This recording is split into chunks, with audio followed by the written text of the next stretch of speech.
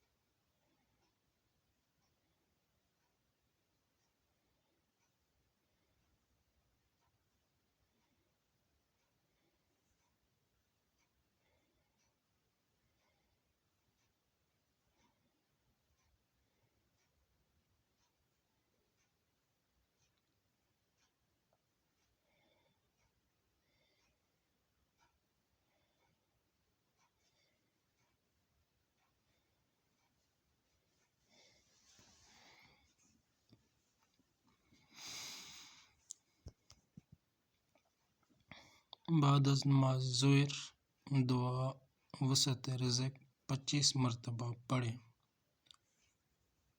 اللہم اجعل اوسع رزقک علی عند کبر سنی وانقطاع عمری۔ بعد نماز عصر پنجم کلمہ استغفار 100 مرتبہ پڑھیں۔ استغفر اللہ ربی من کل ذنب اذنبت عمدا او خطأ سرا او علانیۃ واتوب الیہ من الذنب الذی اعلم ومن الذنب الذی لا اعلم انک انت علام الغیوب وستار العیوب وغفار الذنوب ولا حول ولا قوة الا باللہ العلی العظیم۔ بعد از نماز مغرب دعائے رزق 25 مرتبہ پڑھیں۔ لا الہ الا اللہ الملک الحق المبین محمد رسول اللہ صادق وعد الامین۔ بعد از نماز عشاء سورہ آل عمران کی آیت نمبر 26 70 مرتبہ پڑھیں۔ قل اللہم مالک الملک تؤتی الملک من تشاء وتنزع الملک ممن تشاء وتعز من تشاء وتذل من تشاء بیدک الخیر انک علی کل شیء قدیر۔